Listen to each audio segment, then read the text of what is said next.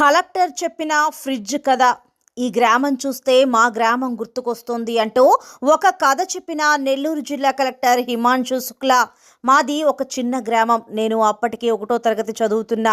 ఆ సమయంలో మా ఊర్లో ఒకరిద్దరికి తప్పితే మరెవ్వరికి ఇళ్లలో ఫ్రిడ్జ్ ఉండేది కాదు.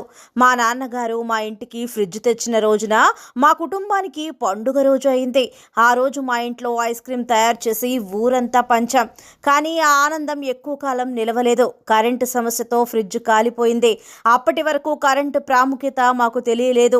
ఆ ఫ్రిడ్జ్ కాలిపోవడంతో మా కుటుంబంలో ఒక సభ్యుడిని పోగొట్టుకున్నట్టు అందరం ఫీల్ అయ్యాం అని కలెక్టర్ తన చిన్ననాటి జ్ఞాపకాన్ని గుర్తు చేసుకున్నారు. ఓ సామాన్య మధ్యతరగతి కుటుంబంలో ఇలాంటి సంఘటన చాలా బాధ పెడుతుందని ఆ సందర్భంగా కలెక్టర్ తన చిన్ననాటి రోజులను గుర్తు చేసుకున్నారు.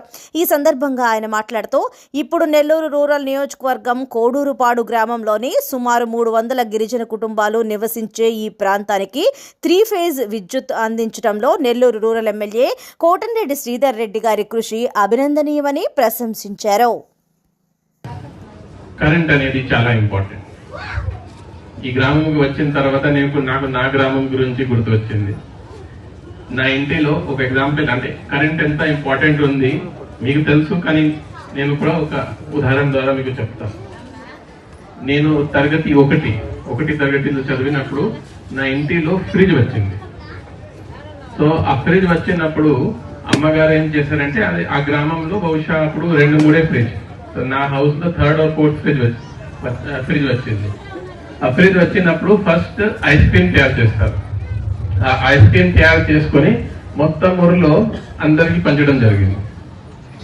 ఆ తర్వాత కొన్ని 3-4 మంత్స్ తర్వాత 3-4 నెలల లోపలనే అప్పుడు అంతరాయం సమస్య చాలా ఎక్కువ.